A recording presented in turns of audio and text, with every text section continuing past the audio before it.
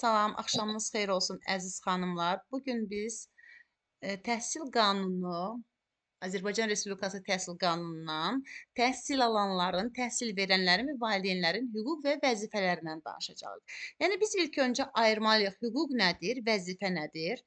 Yəni hüquq deyək ki, dövlətin bizə verdiyi bir səlahiyyətdir. Məsəl üçün biz bunu istəsək edərik, istəsək etmərik.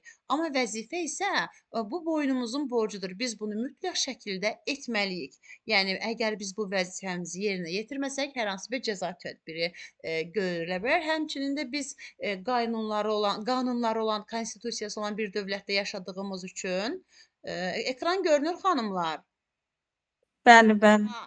Biz qayda qanunları, konstitusiyası olan bir dövlətdə yaşadığımız üçün mütləq şəkildə bizə verilən vəzifəni əlbəttə ki, biz yerinə yetirməliyik. Məsəl üçün, əgər biz bu dövlətin torpağında gəziriksə, bu dövlətin yəni vətəndaşıyıq deyiriksə, mütləq şəkildə o qaydalar, o qanunlar, o vəzifələr hər birisi bizə aiddir. Biz bunu yerinə yetirməliyik. Məsəl üçün biz dedik ki, 32, 33, 34-ə baxacağıq. İlk öncə baxırıq burada təhsil alanların hüquq və vəzifələrindən danışılır. Təhsil alanların hüquq və vəzifələri. Təhsil alan kimlər idi? Təhsil alanlar şagirdlər idi. Şagirdlərə deyilir təhsil alan. Hüquq və vəzifə deyənə nə deyirdik? Hüquq dövlətin bizə verdiyi səlahiyyətdir. Biz bunu özümüz istədiyimiz kimi edə bilərik. İstəsək edərik, istəsək etmərik. Yəni kimsə deyə bilməz ki, ay vətəndaş, sən niyə öz hüququndan istifadə etmirəm? Bu hüquq mənimdir. Dövlət bunu mənə verir. Mən bunu istəsəm edərəm, istəsəm etmərəm. Amma o vəzifə ki var, vəzifəni mənə verəndə, mən bunu etməyəndə mən qınaq obyektinə çevrilə bilərəm. Yəni hər an deyəcəklər ki, necə ola bilər ki, sən bu vəzifəni necə yerinə yetirməyə bilərsən? Axı bu vəzifə boynunun borcudur, sən bunu etməlisən. Biz indi burada baxacağıq təhsil alanların, təhsil verənlərin və valideynlərin hüquq və vəzifələrinə. Həmçinin biz bunları necə ayıra biləcəyik? Biraz ki, dediyim kimi, əgər biz bunu oxuyanda baxacaq, görürsən biz qınaq obyektinə çevrilə bilirikmi, ya necə olur? Həmçinin də belə tapa bilərsiniz. Birinci, kimə aiddir? Hüquqdurmu, vəzifədirmi? Və yaxud da hüquq və vəzifədirmi və kimə aiddir? İndi biz ilk başlanğıcdan başlayaq. Deməli, təhsil alanların hüquq və vəzifələrini deyəndə, təhsil alanların hüquq və vəzifələri Azərbaycan Respublikası Konstitusiyasına, bu qanuna və digər normativ hüquqi aktlara Azərbaycan Respublikasının tərəfdarçılığı beynəlxalq müqavilələrə uyğun müəyyən edilir. Deməli, bütün təhsil müəssisələrinin təhsil alanları və məzunları bərabər hüquqlara malikdirlər. Məsəl üçün, baxın, bütün bir dəqiqə mən.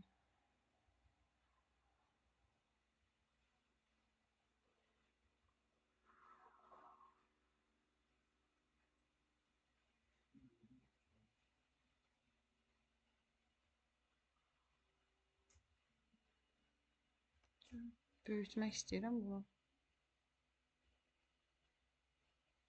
Belə böyüklükdə bu cür yaxşıdırmı sizə? Yaxşı görünürmü? Bəli. Aha, bu qədər böyütdüm. Deməli, biz hal-hazırda təhsil alanların hüquqlarından danışacağıq. İndi diqqət yetirək görək biz bunları necə ayıra biləcəyik. Məsəl üçün, bütün təhsil müəssisələrinin təhsil alanları və məzunları bərabər hüquqlara malikdirlər. Hansı ki biz dedik ki, bərabərlik var idi ki, dinindən, etnik mənsubiyyətindən asılı olmayaraq hər bir kəsə bərabər hüquqa malikdirlər. Buna bərabər hüquqlara malik olması bu təhsil alanların hüquqlarıdır. Deməli, təhsil alanların hüquqları bunlardır. Bir də baxaq ki, qanunvericilikdə nəzərdə tutulmuş qaydada təhsil müəssisəsinə qəbul olunmaq, bu təhsil alanın hüququdur. Məsəl üçün, hər bir şagirdin hüququdur ki, təhsil müəssisəsinə qəbul olunsun. Orada təhsil alsın. Bu hüquqdur. Məsəl üçün, bir də deyir ki, təhsil müəssisəsini, təhsilin istiqamətini, ixtisası, təhsil alma formasını, tədris dilini və xarici dili sərbəst seçmək, o da onun hüququdur.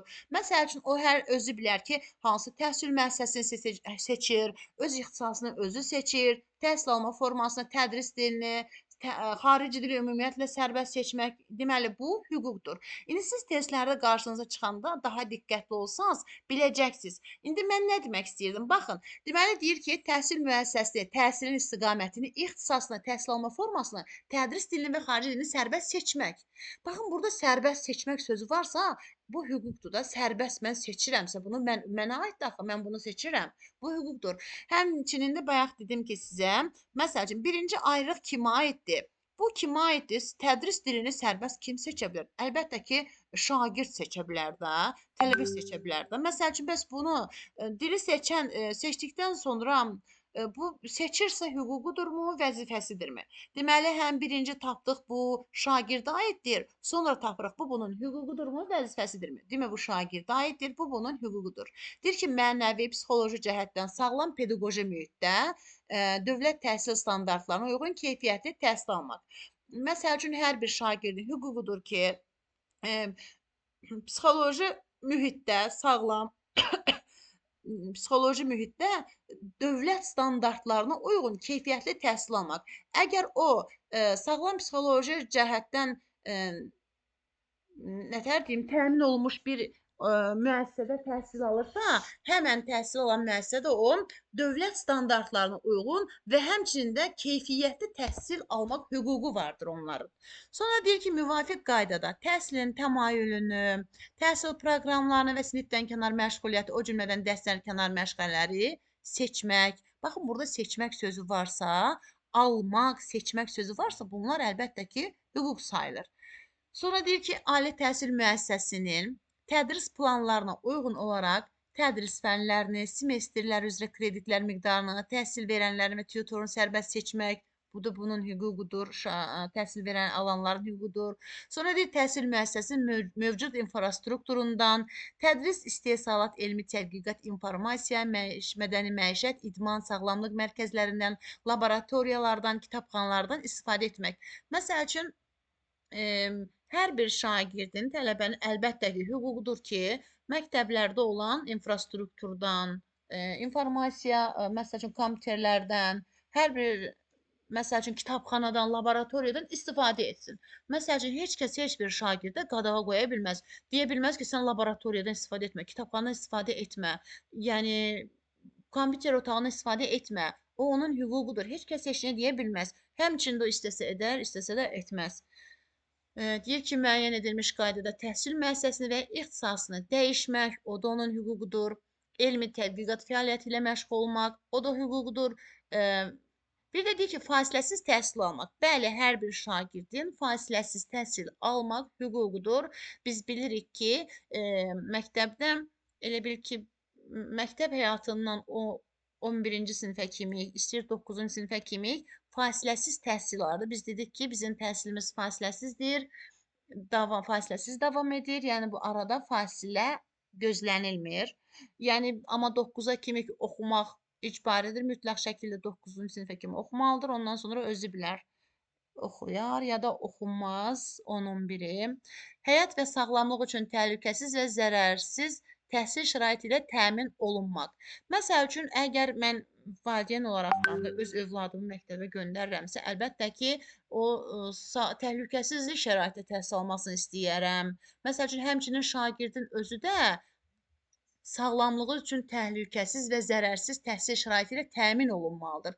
Əgər uşaq məktəbə gəlirsə, o məktəbdə təhlükəsizlik tədbirləri görülmürsə, orada addımbaşı hər an təhlükəli nələsə rastlaşırsa, bu bunun irad tuta bilər, istəməyə bilər, narazılığını bildirə bilər. O, təhlükəsiz təhsil şəraiti ilə təmin olunmalıdır. Bu bunun hüququdur, bu bunun istəyidir, bu bunun tələbidir. Məsəl üçün, ümumiyyətlə, hər hansı bir təhsil müəssisəsində hansısa təhlükəli bir yer varsa, təhlükəsizlik tədbirləri görülmürsə, mütləq şəraitdə həmən təhsil müəssisəsinin rəhbəri məsuliyyətə cəlb oluna bilər ki, o ilk öncə müəssisədə təhlükəsizlik tədbirlərini görməlidir. Hər hansı bir təhlükəli nəsə olmamalıdır. Ola bilər ki, hansısa tok hardasa açıqdır, ayna nəsə qırılıb durur, taxta nəsə sallanır. Hər an təhlükəli nələrsə olmamalıdır. Təhlükəsizlik və zərərsiz təhsil şəraiti ilə hər bir şagird təmin olunmalıdır. Sonra deyir ki, şərəf və ləyaqəti aşağılayan fiziki, mənəvi və psixoloji zorakılıq hallarında insan hüquqlarına zidd hərəkətlərdə müdafiə olunmaq. Hər bir şagirdin, hər bir təhsil alanın öz şərəf və ləyaqətini aşağılayan hansısa insanlardan, kimlərdənsə özünü qorumalıdır, müdafiə olunmalıdır. Məsəl üçün fiziki, mənəvi, psixoloji zorakılıq hallarından qaçınmalıdır. Yəni biz bilirik ki, bugünkü gündə bullyingə məruz qalan uşaqlarımız ola bilər ki, bu bullying planlı şəkildə ola bilər ki, bullyingə məruz qalanda bilmədən bullyingə məruz qala bilər. Yəni biz bu haqqda da danışacağıq gələn dərslərimizdə.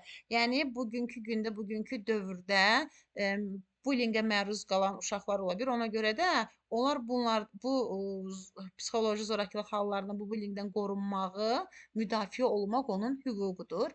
Müəyyən edilmiş qaydada təhsil müəssisəsinə təhsili müvəqqəti dayandırmaq. Məsəl üçün ola bilər ki, onun hüququdur ki, müəyyən edilmiş qaydada təhsil müəssisəsi öz təhsili müvəqqəti dayandıra bilər. Hər hansı bir səbəblərdən ola bilər, nəsə problem ola bilər, valideyn icazəsi ola bilər.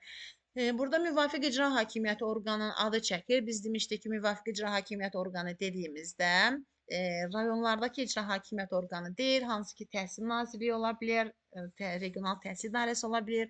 Deyir ki, müvafiq icra hakimiyyəti orqanı müəyyən etdiyi orqanın, yəni qurumun müəyyən etdiyi qaydada bilini yenidən qiymətləndirilməsini tələb etmək. Ola bilər ki, şagird hər hansı bir qiymətləndirmədən narazıdır. KSG, BSG, monitoring qiymətləndirməsi, hər hansı bir qiymətləndirmədən. Əgər o həmən qiymətləndirmədən narazılığı varsa, istəyir monitoring qiyməti, hansısa imtahan qiyməti, bu qiymətləndirmə biz bilirik ki, şagirdlərin nailiyyəti biliyinin qiymətləndirilməsi ilə bilinir. O öz qiymətləndirilməsindən narazı olduğunu bildirə bilər və yenidən qiymətləndirməsini tələb edə bilər. Hər bir şagirdin, hər bir kəsin bu hüququdur. Biz hüquqlardan danışırıq da hələlik. Sonra deyir ki, dövlət orta ixtisas təhsili pilləsində, peşə təhsili və ali təhsil pilləsinin hər bir səviyyəsində qanunvericiliyə uyğun olaraq yalnız bir dəfə pulsuz təhsil almaq. Biz bilirik ki, bizim dövlət müəssisələrimiz əlbəttə ki, pulsuz təhsil alır uşaqlarımız. Yəni onlar qanunvericiliyə uyğun olaraq yalnız bir dəfə pulsuz təhsil almaq hüququna malikdirlər. Sonra deyir ki, dövlət və bələdiyyə ümumi təhsil və peşə təhsili müəssisələrində dərsliklərlə pulsuz təmin olunmaq. Bəli, biz bilirik ki, bizim dövlət təhsil müəssisələrimizdə və bu ümumi təhsil müəssisələrimizdə ödənişsizdir dərsliklərimiz. Bizim şagirdlərimiz pulsuz kitablarla təmin olunurlar. Yəni bu pulsuz kitabla təmin olmaq onların hüququdur. Sonra deyir, təhsil prosesinin təşkilində və idarə olunmasına fəal iştirak etmək və öz fikir və mülahizələrini sərbəst ifadə etmək.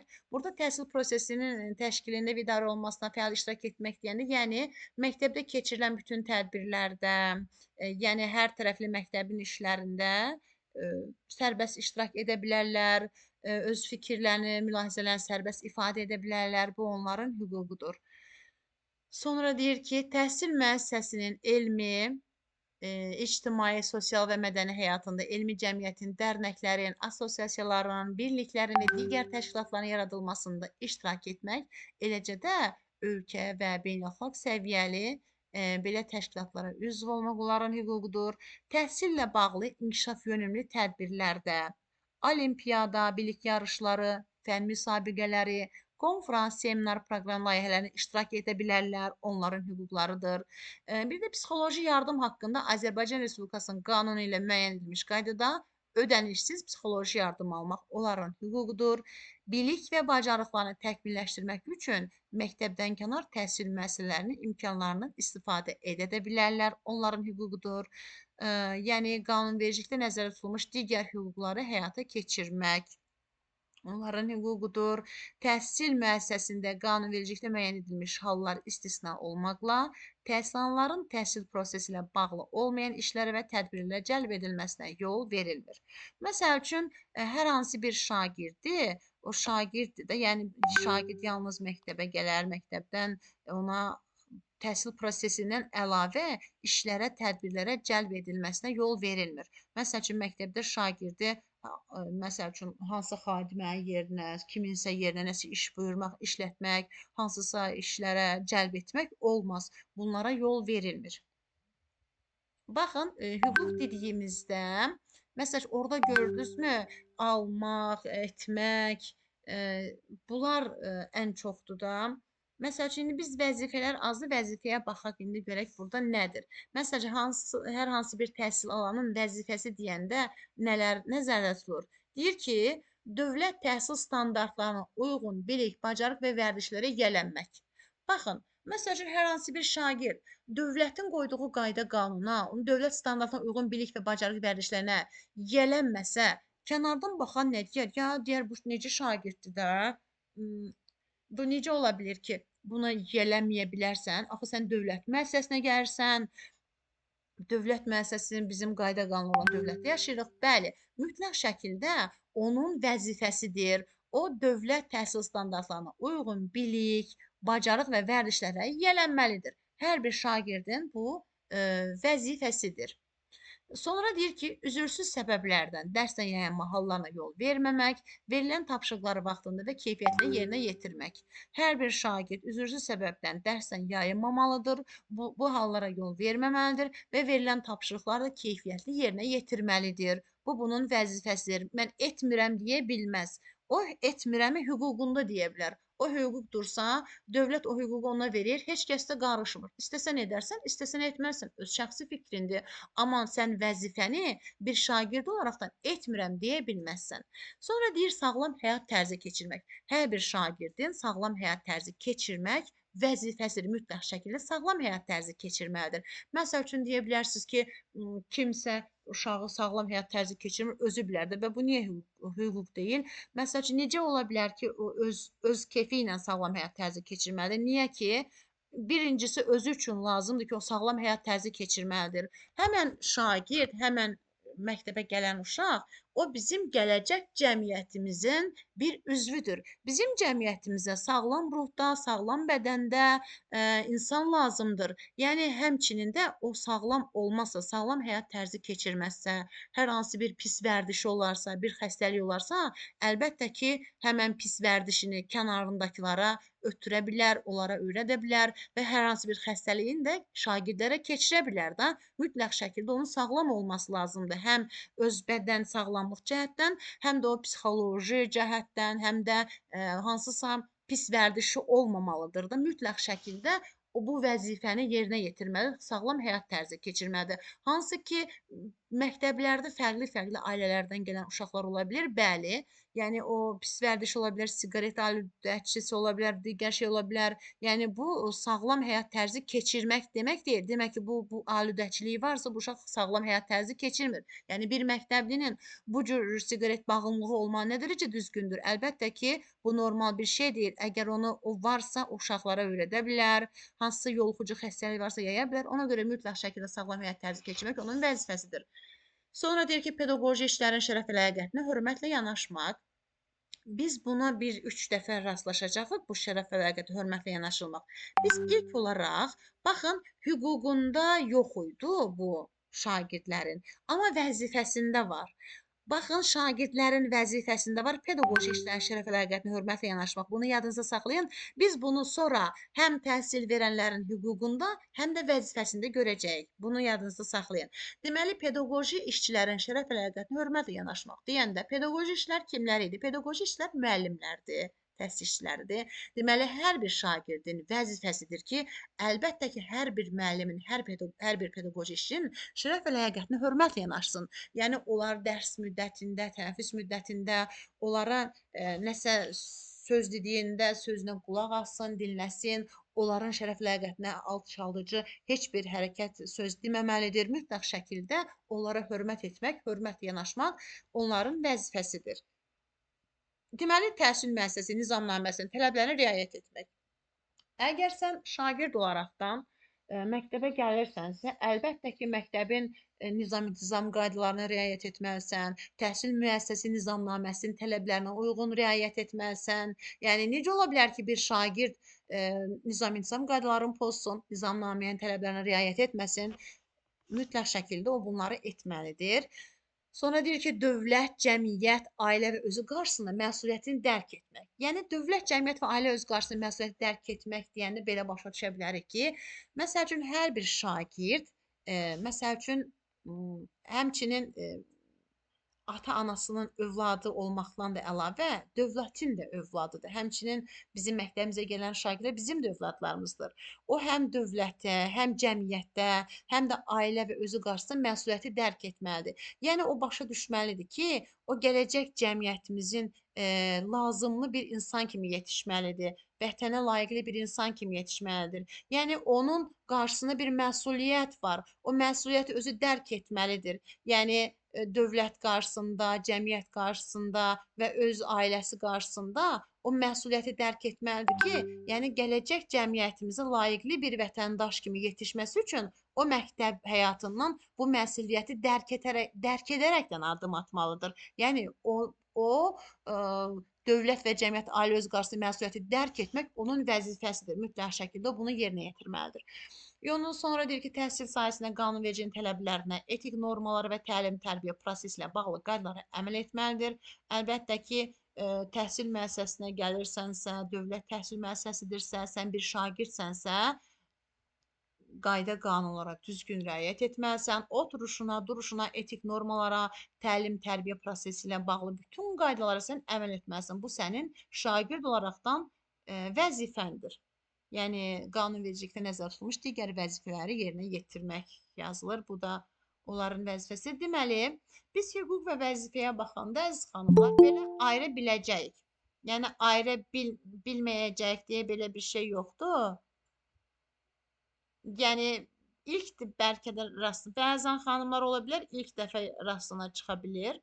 Bəzən də bir neçə dəfə hazırlığa qoşulmuş xanımlara bəlkə də təkrar olmuş ola bilər. Amma indi siz özünüz oxuyarsınız, ondan sonra ayıra biləcəksiniz. Heç bir çətinlik yoxdur. Yəni biz dedik ki, hüquq dövlətin bizə verdiyi səlahiyyətdir. Biz bunu istəsək edərək, istəsək etmərik. Amma vəzifə isə boynumuzun borcudur. Mənim bu ekran kaydım 1 saatlıq olur. 1 saat bitəndən sonra inanırsınız avtomatik silinir bu. Deməli, neçə dəfə olub, çox heyfslənmişəm də, amma 22 dəqiqədir qoşulmuşuq. Diqqətli olun ki, vaxt bəzən unuduram, fikir vermirəm, indi diqqətli olaram. Deməli, biz təhsil alanların hüquq və vəzifələrindən danışdıq. Belə baxanda ilk baxışdan bilmirəm sizə nə dərəcədə ayırd edə biliriz. İndi növbəti günlərdə ayırd edə biləcəyik və təhsil verənlərin hüquq və vəzifələrinə baxaq. Təhsil verən kim idi? Təhsil verənlər müəllimlər idi. Deməli, təhsil verənlər müəllimlər idi. İndi onların hüquqlarına baxaq. Deyir ki, normal əmək, elmi, pedaqoji iş və təhsil şəraiti müasir standartlara cavab verən texnologiyalara təmin olunmaq. Onun hüququdur. O istəyir ki, iş şəraiti yaxşı olan, müasir standartlara cavab verən texnologiyalara təmin olunsun. Onun hüququdur müəllimin. Sonra deyir, təhsil müəssisəsi nizamnaməsinə uyğun olaraq təhsil prosesinin təşkilində və idarə olunmasına fəal iştirak etmək, təkliflər irəli sürmək. Bu da müəllimin hüququdur. Məsəl üçün, məsəl üçün, təhsil prosesinin təşkilində və idarə olunmasına fəal iştirak etmək, təkliflər irəli sürmək hüququdur. İstəsə edə bilər, istəsə etməyə bilər. Məsələn, o hüquqdur. Sonra deyir, tədrisin formasını, metodlarını və vəsaitələrini sərbəst seçmək, tədris metodiki vəsaitlərdən təmin olunmaq. O da onun hüququdur. Məsəl üçün, hər hansı bir müəllim dərs keçirsə, 45 dəqiqə ona aiddir. O 45 dəqiqənin içərisində direktor dərsinə girib qarışa bilməz. Məsəl üçün, direktor da olsa deyə bilməz ki, məsəl üçün, Ayşə müəllimə, siz məsəl üçün bu iş üsulundan istifadə etməyin, bu bir iş üsulundan istifadə edin. Məsəl üçün, onu deyə bilməz. Məsəl üçün, hansısa qruplarla iş təşkil etməyin, fərdi iş təşkil edin deyə bilməz. Ona görə 45 dəqiqə müəllimindir. Onun hüququdur ki, o tədrisin formasını, metodlarını, vəsaitlərini özü sərbəst seçir, tədris metodik vəsaitələrdən təmin olunmaq onun hüququdur. Bu dərsi ona aiddir, o hüququdur, özü seçir. Baxın, mən dediyim şərəf və ləyaqəti diqqət yetirək. Baxın, şərəf və ləyaqəti hörmətlə yanaşılmasını tələb etmək. Deməli, bu müəllimin hüququnda var ki, müəllimin hüququdur ki, o tələb etsin ki, şərəf və ləyaqətinə hörmətlə yanaşılsın. İstəyir iş yoldaşlarından, istəyir şagirdlər olsun. Müəllimin hüququdur ki, o öz şərəf və ləyaqətinə hörmətlə yanaşılmasını tələb edir. Baxın, biz əvvəlki şagirdlərin hüquq və vəzifələrində şagirdin hüququnda yox idi, vəzifəsində var idi ki, o pedaqoji işlərin şərəf və əlaqətinə hörmətlə yanaşmalıdır. Həmçinin də baxırıq biz burada müəllimin də hüququnda var. İlk öncə bunun vəzifəsində də var, ona da çox baxacağıq. Deməli, müəllimin hüququnda deyilir ki, hər bir müəllimin hüququdur ki, öz şərəf əlaqətinə hörmətlə yanaşmasını tələb etmək. Deməli, əlbəttə ki, müəllim sinifdə hansı uşaq nadinclik eləyərsə, qeyri-etik hərəkətlər eləyərsə, müəllim ona yol verməməlidir, özünün şərəf ləyaqətinə hörmət yanaşılmasını tələb etməlidir. Sonra deyir, təhsil müəssisəsində vəzifə tutmaq, seçkili vəzifələri seçmək və seçilmək onun hüququdur. Yeni ixtisas almaq, staj keçmək, ixtisas və elmi dərəcəsini yüksəltmək özü bilər, o da onun hüququdur. Sonra deyir, müəyyən edilmiş hallarda və qaydada mükafatlandırmaq və təltif olunmaq məktəb tərəfindən o hüququdur. Sonra təhsil müəssisəsindən uzun müddət qüsursuz çalışan və onun elmi pedaqoji həyatının mühüm xidmətində olan professorlarla aylıq əmək haqqı və əlavələr, digər güzəştlər və imtiyazları saxlanmaqla akademik və inzibati vəzifədən azad olmaq şərti ilə məsləhətçi professor vəzifəsi tutmaq, yəni bunlar hüquqlardır. Yəni bu dediklərimiz hüquqlar idi. Bunlar yalnız özü bilər də, öz seçimləridir. Edə də bilər, etməyə də bilər. Yəni bu məsəl üçün bunu etməzsə müəllim qınaq obyektinə çevrilməz də özü bilər. Kim nə deyə bilər ki, hüququdur da, özü bir şəxsdir, böyük insandır, öz hüququdur, özü bilər. Yəni amma indi biz təhsil verənlərin vəzifələrinə baxaq. Burada vəzifələrinə nədən danışılır? Təhsil sahəsində dövlət siyasətinin həyata keçirilməsinə iştirak etmək. Məsəl üçün, hər bir müəllim təhsil sahəsində dövlətin qoyduğu bir siyasət varsa, dövlət qanunları varsa, əlbəttə ki, o həyata keçirməsi, iştirak etməlidir. Məsəl üçün, təhsil proqramlarını, kurikulumların mənimsənilməsini təmin etmək, keyfiyyətli təhsil vermək. Əgər hansısa bir müəllim təhsil proqramını uşaqlara mənimsənilməsini təmin etmirsə, keyfiyyətli təhsil vermirsə, onda əlbəttə ki, qınaq obyektinə çevrilə bilər də. Sən necə müəllimsən ki, bunu etmirsən? Sən axı bunu etməlisən. Sən bizim şagirdlərimizə dərs deyirsən, onların təhsilini necə keyfiyyətli qurmaya bilərsən? Məsəl üçün, baxın, bu müəllimin vəzifəsidir ki, təhsil proqramlarının mənimsənilməsini təmin etmək, keyfiyyətli təhsil vermək. Sonra deyir ki, təhsil alanlarda fəal vətəndaş mövqeyi formalaşdırmaq, onları vətənpərvərlik və Azərbaycançılıq ruhunda tərbiyə etmək, müstəqil həyata və əmək fəaliyyətinə hazırlamaq. Məsəl üçün, biz deyirik ki, hər bir şagird valideyndə də baxacağıq buna. Biz hələlik biz müəllimdə baxırıq buna. Deməli, əlbəttə ki, hər bir təhsil alanan dövlətə, vətənə qarşı sevgi, vətənpərvərlik ruhunda, Azərbaycançılıq ruhunda tərbiyə etmək lazımdır. Onları müstəqil həyata və əmək fəaliyyətinə hazırlamaq lazımdır. Ola bilər ki, şagirdlər, yəni fərqli ailələrdən gələr. Birinin evində ailəsi, anası təlim tərbiyəsi daha yaxşı məşğul olur, amma digərində olmur. Yəni tam olaraq özünü, oturuşunu, duruşunu bilmir, sinif yoldaşlarına qarşı hörmətlə yanaşmır. Yəni onları başa salmaq, onları formalaşdırmaq lazımdır. Yəni onları bildirmək lazımdır ki, siz bizim gələcək cəmiyyətimizə layiqli bir vətəndaş kimi yetişməlisiniz. Vətənini, dövlətini sevən bir insan olmalısınız. Bu Azərbaycançılıq ruhunda siz tərbiyə olmalısınız. Yəni müstəqil həyata siz hazır olmalısınız. Onları hər tərəfli başa salmaq lazımdır. Bunları etmək hər bir müəllimin vəzifəsidir.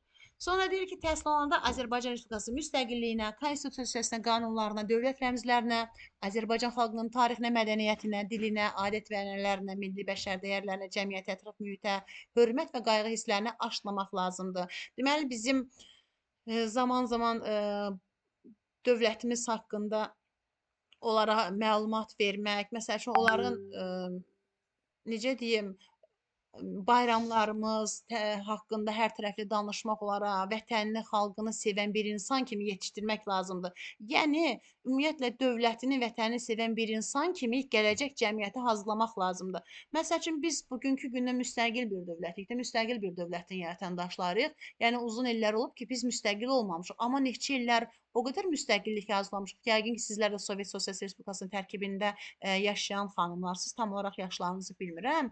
Azdan lap özünüz olmasanız da atanız, ananız yaşayıb. Yəni biz o uzun illər ərzində müstəqil bir dövlət olmamışıq. Yəni çox arzulamışıq, amma müstəqilliyimizə son anda rəhmətlik ümummilli liderimiz Heydər Əliyevin sayəsində bu müstəqilliyi əldə etmişik. Baxın, bəli, hər bir dövlət müstəqil ola bilər. Biz bugünkü gündə müstəqilik. Bu müstəqillik o əsas müstəqil olmaq deyil. Müstəqil olduq, yaxşı. Çox sağ olsun bizim ümumilli liderimiz. Bunu bizə yaşatdı. Biz bu xoşbəxtliyi yaşatdı və yaşayırıq. Hal-hazırda müstəqilik.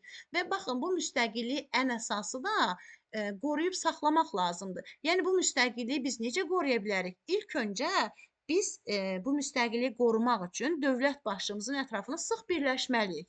Əgər bu dövlət başçımızın ətrafına sıx birləşmiriksə, biz vətənimizə, dövlətimizə qarşı, prezidentimizə qarşı, biz tariximizə qarşı, mədəniyyətimizə qarşı hörmət hissi yoxdursa bizdə, bu sevgi yoxdursa, onda biz necə müstəqil bir dövlətin qoruyub saxlaya bilərik ki? Bunların hər birisi bizim ürəyimizdə cücərməlidir, kök salmalıdır. Vətənə qarşı, dövlətə qarşı sevgi hissi olmalıdır. Biz prezidentimizin ətrafında sıx birləşməliyik ki, müstəqilliyimiz daimi olsun, davamlı olsun. Ona görə də bu uşaqların mütləq şəkildə balaca vaxtdan onları vətənə, dövlətə qarşı sevgi hissi aşılayaraqdan böyütmək lazımdır ki, gələcək cəmiyyətimizdə də düşüncəli, savadlı insanlar yetişsinlər, olsunlar. Etik davranış qaydalarına, yəni bunları etmək müəllimin vəzifəsidir. Etik davranış qaydalarına, pedaqoji, etika və əxlaq normalarına riayət etmək, müəllim nüfuzunu yüksəltmək, ziyalılıq nümunəsi göstərmək. Hər bir müəllim, hər bir təhsil işçisi ümumiyyətlə hər bir nətər deyim, vəziyyətdə özünü ələ almağı bacarmalıdır. Davranışına, oturuşuna, duruşuna, geyiminə, əxlaq normalarına riayət etməlidir. O, onun vəzifəsidir. Məktəbin adını, nüfuzunu yüksək tutmalıdır. O, ziyalılıq nümunəsi göstərməlidir. Yəni, müəllim olduğu, ziyalı olduğunu hər yerdə göstərməlidir. Yəni, oturuşuna, duruşuna fikir verməlidir. Bu, hər bir müəllimin vəzifəsidir. Deməli, daxili intizam qaydalarına əməl etmək və əmək müqaviləsi ilə müəyyənləşdirilmiş əmək funksiyalarını yerinə yetirmək. Əlbəttə ki, daxili intizam qaydalarını mən belə başa düşürəm ki, o qədər də pozan müəllim necə ola bilər ki, yəni bu uşaq şagird deyil ki, müəllim adını almış təhsil müəssisəsində çalışan bir insan daxili intizam qaydalarını necə poza bilər? Amma bu pozmamalıdır. Bu pozmamaq, o daxili intizam qaydalarına əməl etmək onun vəzifəsidir. Həmçinin də əmək müqaviləsi ilə müəyyənləşdirilmiş əmək funksiyalarını yerinə yetirmək. Yəni biz bilirik ki, işə götürənlə işçi arasında bağlanan əmək müqaviləsinə görə işçi ilə işə götürən arasında əmək müqaviləsi bağlandığı zaman burada işçinin əmək müqaviləsində əmək funksiyası göstərilir. Gündəlik hər bir işçinin axşama kimi görəcəyi iş onun əmək funksiyası adlanır və orada müqavilə imzalanda əmək funksiyasını yerinə yetirəcəyini imzalayır və mütləq şəkildə həmən müəyyənləşdirilmiş əmək funksiyasını yerinə yetirmək bunun vəzifəsidir. Mütləq şəkildə o bu vəzifəsini yerinə yetirmək məcburiyyətindədir. Biz dedik ki, vəzifə boynunun borcudur, mütləq yerinə yetirməlidir. Baxın, yenə də təhsil alanların şərəf və ləyaqətinə hörmət etmək. Bu sözə rastlaşdıq. Deməli, birinci rastlaşmışdıq, sizin yadınıza daha yaxşı qalsın deyə deyirəm. Deməli, ilk öncə rastlaşmışdıq, bu şagirdlərin vəzifəsində var idi. Pedaqoji işlərin şərəf və ləyaqətinə hörmətlə yanaşmaq. Sonra rastlaşdıq, təhsil verənlərin hüququnda şərəf və ləyaqətinə hörmətlə yanaşılması tələb edirdi. İndi rastlaşdıq, təhsil verənlərin vəzifəsində. Baxın, bu təhsil verənlərin vəzifəsində nə deyir? Təhsil alanların şərəf və ləyaqətinə hörmət etməlidir. Hansı ki, özünün hüququnda təhsil alanların öz şərəf ləyaqətinə hörmət etməsini tələb edirdisə, həmçinin də o özünün vəzifəsidir ki, təhsil alanların şərəf ləyaqətinə hörmətlə yanaşmalıdır. Məsəl üçün, ola bilər sən müəllimsən, sinifdə dərs deyirsən, o hansısa valideyn uşağını göndərmir ki, məktəbə sən onu təhqir eləyəsən, vurasan, şərəf və ləyaqətinə nəsə deyərsən. Olmaz.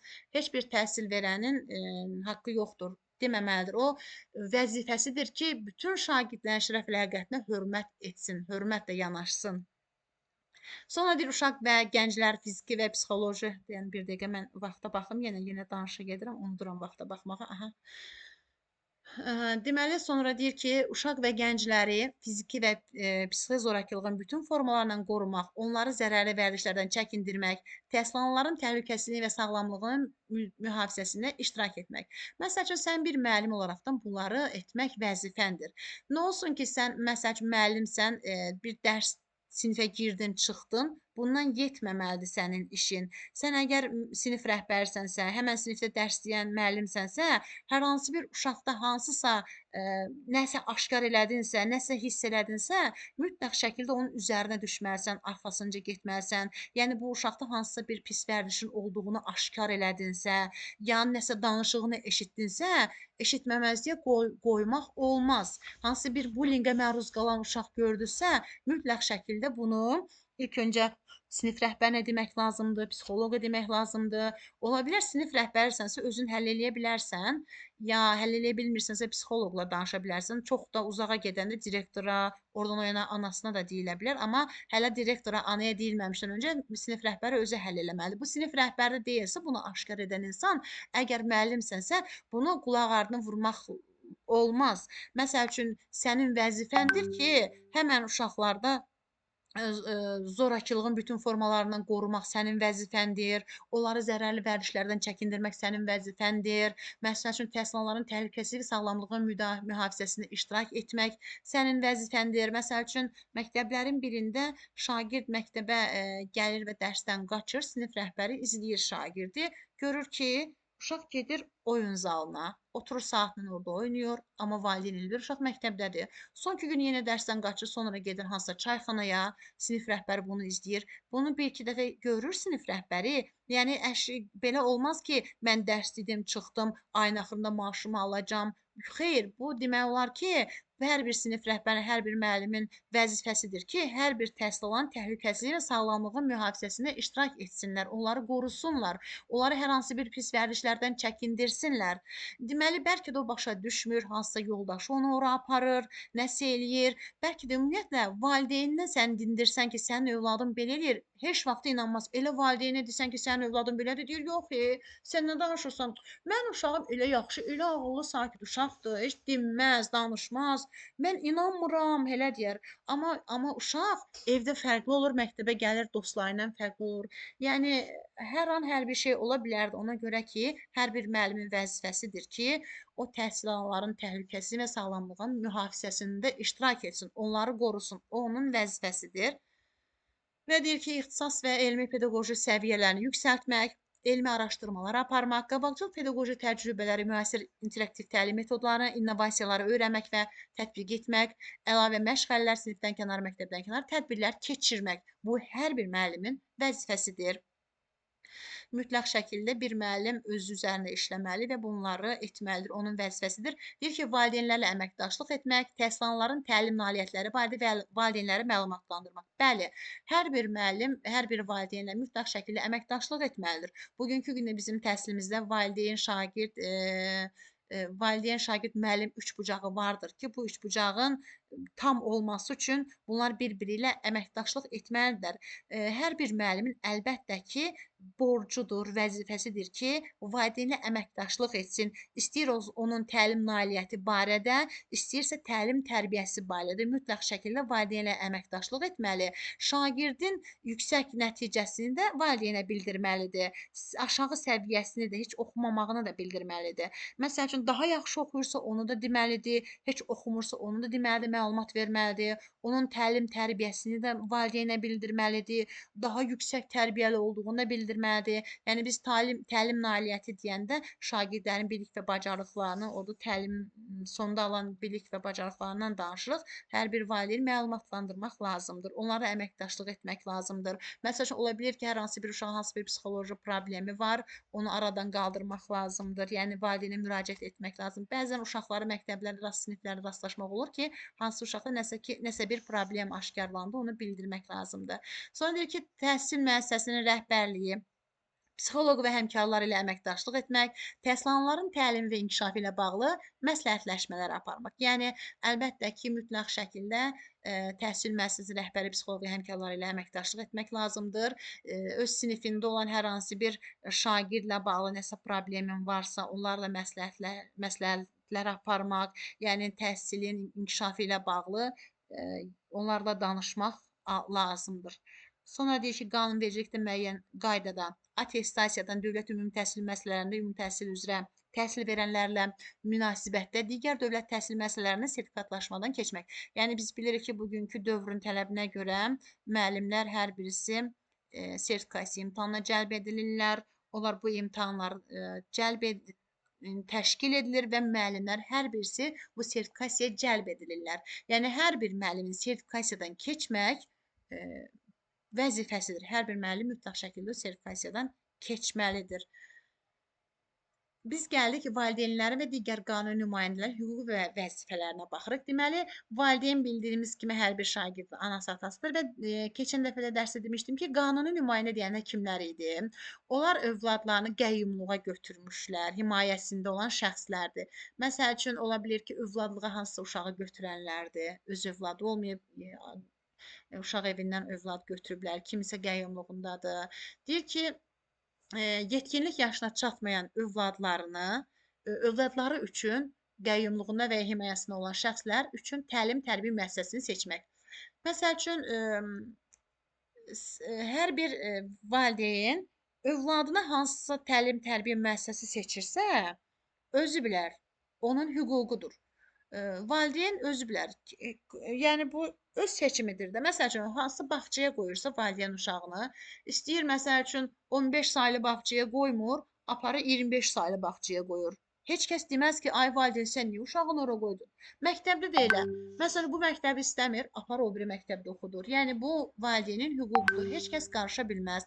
Sonra deyir təhsil prosesinin təşkili, tədrisin keyfiyyəti, övladlarının dərsə davamiyyəti, təhsilə marağı və davranışı haqqında məlumat almaq. Hər bir valideynin hüququdur ki, o təhsil prosesinin təşkili haqqında məlumat alsın, dərsin keyfiyyəti haqqında da məlumat alsın, əlbəttə ki, övladın dərsi davamiyyəti haqqında.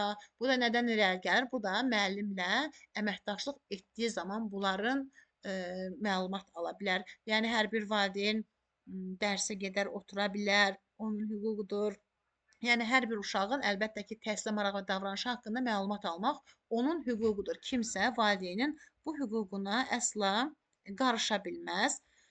Təhsil alanların deyir hüquqlarını müdafiə etmək, təhsil müəssisəsi idarə olunmasına iştirak etmək. Məsəl üçün biz dedik ki, hər bir valideyn öz övladından, məsəl üçün uşağın da hüququ var, valideynin də hüququ var.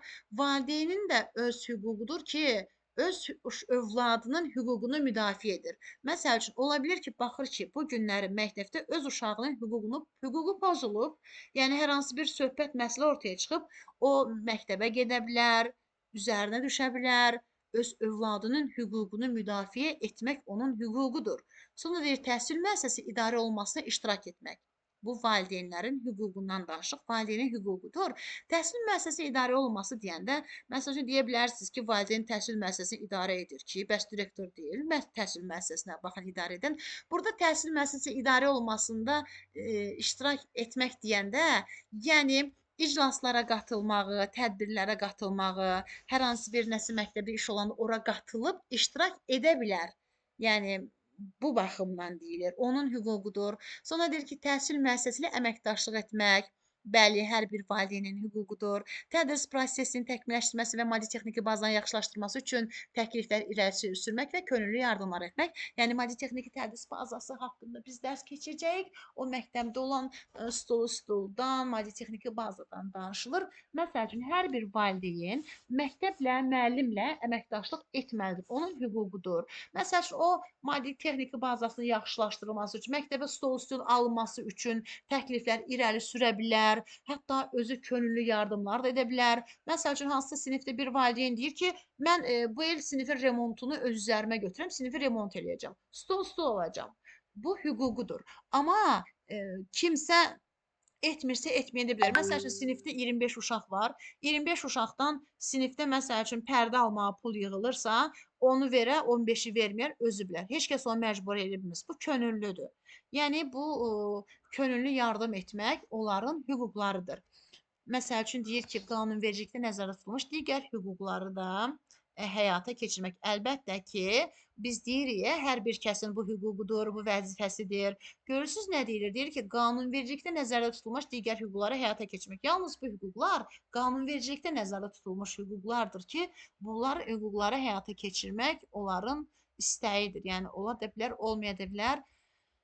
Valideynlərin və digər qanun nümayəndələri təhsil sahəsində vəzifələrindən danışıq. Mən biraz tez-tez danışıram. Bilmirəm sizə nə dərəcədə anlaşıqlı olur. Mən qayda görə tez-tez danışıram ki, 1 saatı yerləşdirim ki, qaydımızda yəni yarımçıq qalmasın deyə. Biz indi valideynlərin və digər qanun nümayəndələrin təhsil sahəsində vəzifələrindən danışacağıq. Burada görək bu valideynlərin vəzifələri nə idi? Deməli, övladlarının erkən yaşlarından fiziki, əxlaqi və intellektual inkişafına şərait yaratmaq. Onların icbari ümumi orta təhsil almasına təmin olunması və mənəvi yetkinliyi üçün məsuliyyət daşımaq.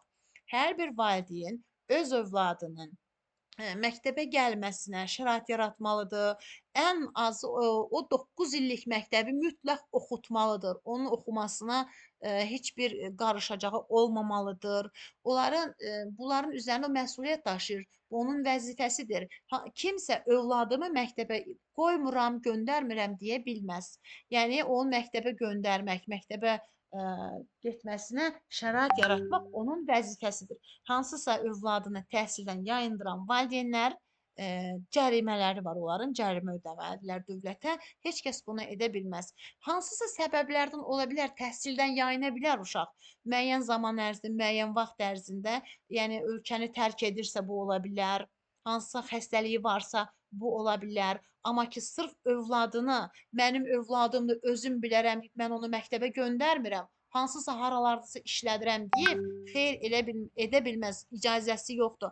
Ən azından məsəl üçün işə götürülən məsəl üçün hər bir uşaq 15 yaşlı olan uşaq işləyə bilər hardasa, amma o da valideynin icazəsi ilə işləyə bilər. Valideyn adından ərizə yazılmalıdır. İşə götürən amma valideyn adından ərizə olmadan 15 yaşlı uşağı işlədirsə, o məsuliyyətə cəlb oluna bilər. İcazə yoxdur. Məsəl üçün, həmçinin də valideyn özü məktəbdən yayındırıb uşağımı hardasa işlədirəm, hansısa ağır işlərdə işlədirəm deyirsə, o da valideyn cərim ola bilər. Uşaq ağır işlərdə işlədilə bilməz. Məktəbli hələ-hələ olmaz. Məktəb yaşlı uşaq məktəbə gəlməlidir, məktəbdə təhsil almalıdır. O məktəbdən yayındıra bilməz. Ola bilər məktəbdən sonra işləyirsə deyirəm də, yəni 15 yaşı varsa, işləyirsə, o da valideynin icazəsi ilə adından kağız olmalıdır. Amma ümumiyyətlə sırf mən uşağı oxutmuram deyib, mənim övladımdır deyib, sən onu evdə saxlaya bilməzsən. Həmçinin dövlətin övladıdır, sən öz başına övladını deyib, heç cürə olmaz, mümkün deyil.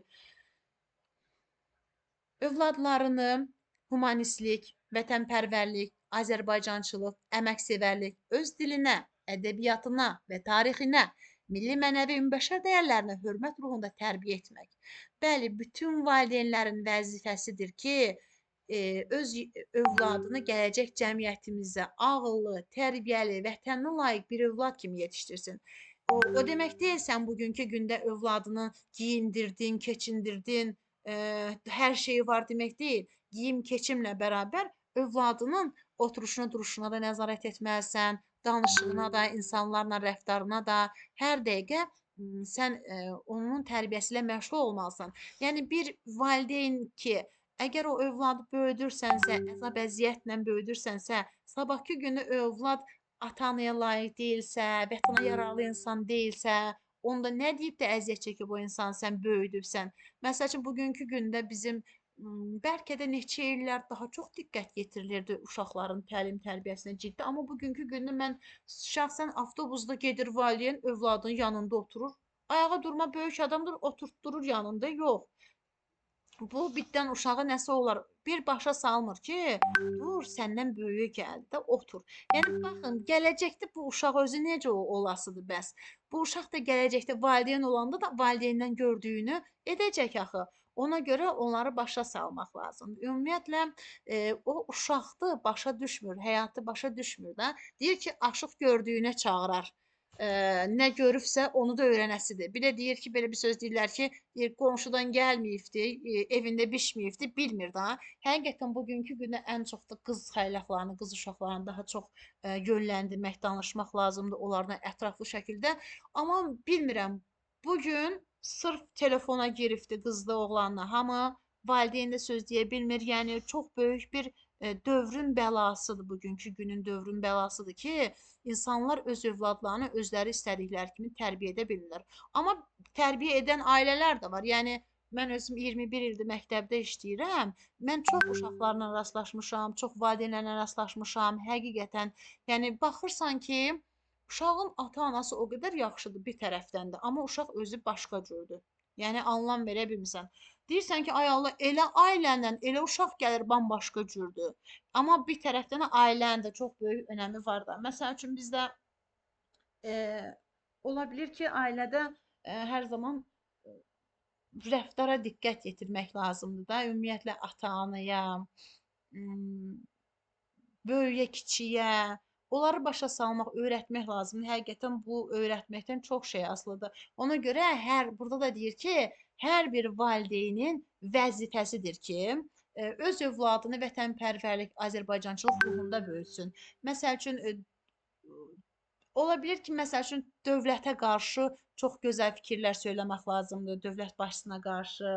Hətta müəlliminlə belə deyək də, bir müəllim haqqında əgər valideyn nəsə danışırsa, uşağın yanı nəsə deyirsə, bu olmaz. Bu olmadı ki, müəlliminə qarşı xoş fikir oyatmaq lazımdır uşaqda, onu yönləndirmək lazımdır. Ümumiyyətlə ailələrdə ananın rolu, valideynin rolu böyükdür. Məsələn deyir ki, belə deyək ya, məktəb təhsil verir də, tərbiyə vermir ki, o tərbiyəni o valideyn verməlidir. Məsəl üçün evdə 3-4 uşağın öhdəsindən gələ bilmirik. Valideyn görün sinifdə 30 uşaq olanda nə etmək olar o boyda?